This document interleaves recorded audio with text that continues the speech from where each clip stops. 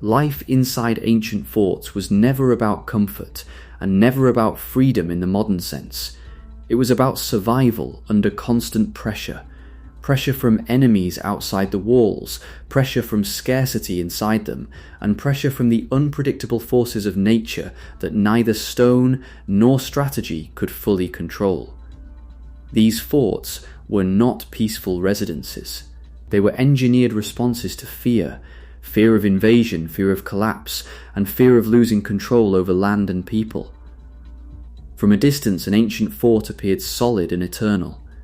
Thick stone walls rose above hills, rivers, or desert plains, dominating the landscape like a warning carved into the earth. But inside those walls, life was far more fragile. A fort was a controlled environment, not a comfortable one. Every structure served a purpose: defense, storage, command, or survival. There was no wasted space. Every corridor, every gate, every tower existed because at some point someone expected violence to come through it. Most ancient forts were designed around military logic rather than human comfort. The outer walls were the first and most important barrier. Built from stone, mud brick, or a combination of both, they were meant to slow down attackers long enough for defenders to respond. Watchtowers rose at intervals, allowing guards to scan the horizon for movement, dust clouds from approaching armies, smoke from distant villages, or the faint glint of metal in sunlight. The architecture itself was a form of constant vigilance. Inside these walls, life was divided between soldiers, workers, and in some cases, civilians who had taken refuge. The soldiers formed the backbone of fort life. Their existence was repetitive and disciplined. They trained, they guarded, they maintained weapons, and they waited. Waiting was perhaps the most exhausting part of their duty. An attack might come today, tomorrow, or never for months, but readiness had to remain absolute at all times. The living quarters were simple. Rooms were often dark, narrow and cold in winter, hot and suffocating in summer. Ventilation was minimal and privacy was almost non-existent.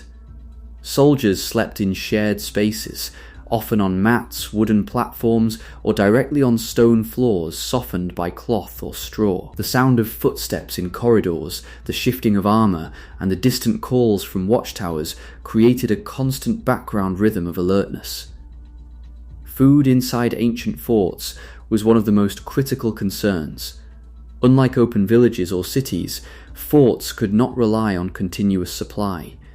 Everything had to be stored in advance or brought in during controlled periods. Grain, dried meat, lentils, and preserved vegetables formed the backbone of the diet.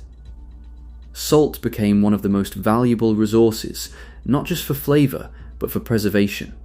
Without it, food would rot quickly under heat or humidity. Water was even more essential and often more difficult to manage.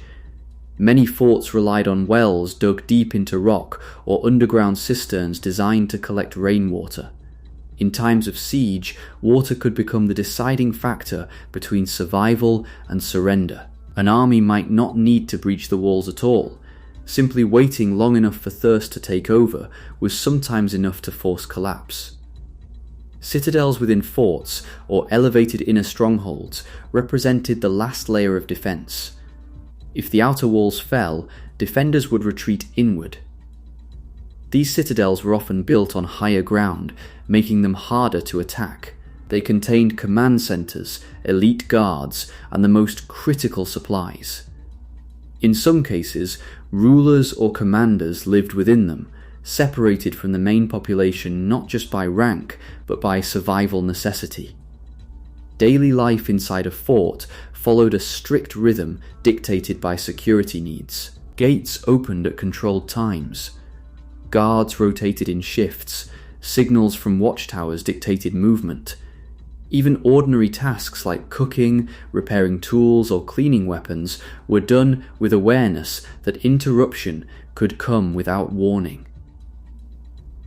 There was no true relaxation. Even rest was structured around the possibility of alarm. Outside threats shaped everything. Forts were often built in regions prone to invasion, border conflict, or strategic control points such as river crossings or trade routes. Because of this, the people inside lived with a mental awareness of danger that never fully disappeared.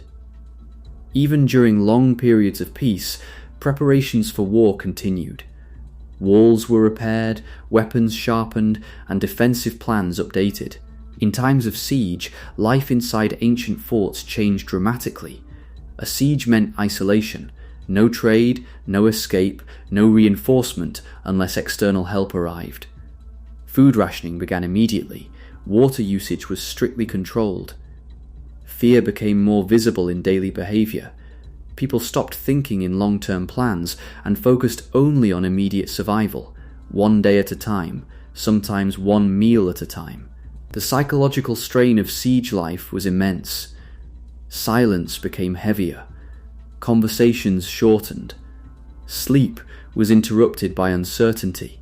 Every sound outside the walls, distant footsteps, wind, animal movement could trigger alertness. Even soldiers trained for war felt the pressure of waiting under confinement. In some cases, sieges lasted weeks. In others, they stretched into months, slowly eroding morale. Despite the harshness, ancient forts were not lifeless places. They were communities under pressure. People still formed bonds, shared resources, and created routines that gave structure to uncertainty. Children, when present, grew up quickly in such environments, learning to recognize danger signs and understand survival behaviors at an early age. Elders contributed through knowledge, repairing tools, advising on food storage, or maintaining morale. Religion and ritual also played an important role inside forts. In many cultures, soldiers and inhabitants turned to spiritual practices for stability. Shrines, small temples, or prayer spaces often existed within fort walls. These spaces were not just religious, they were psychological anchors. In a place dominated by uncertainty, belief offered structure that physical defenses could not. The architecture itself influenced behavior. Narrow corridors encouraged control of movement. Elevated platforms allowed surveillance. Heavy gates regulated entry and exit. Even the design of staircases or passageways could determine how quickly defenders responded to threats. Everything was built with the idea that seconds could decide survival. Yet forts were not invincible. History shows that many fell, not because their walls were weak, but because resources inside them ran out. Hunger, disease, betrayal, or overwhelming force could break even the strongest defenses. Stone could resist armies, but it could not create food or water. In this sense, every fort carried within it the quiet possibility of failure. When forts did fall, the consequences were often severe. Loss of life, destruction of stored supplies, and displacement of survivors followed. For this reason, every day of stability inside a fort was also a day of uncertainty beneath the surface. Security was never permanent, it was only temporary control over chaos. Still, ancient forts remained essential throughout history because they offered something rare in unstable times: a chance. A chance to survive an invasion, a chance to protect a population, a chance to maintain control over a region long enough for society to continue functioning. Without them, many civilizations would have collapsed far earlier than they did. Life inside ancient forts was therefore a constant negotiation between safety and hardship. The walls protected people from the outside world, but inside those walls, survival had its own demands. Hunger, cold, fear, discipline, and endurance shaped every moment. It was not a life of freedom, but it was a life of resistance. And in that resistance, quiet, structured, and unrelenting entire communities managed to endure centuries of conflict and instability. Ancient forts were not just structures of stone, they were systems of survival, built to hold human life together in the most uncertain of worlds.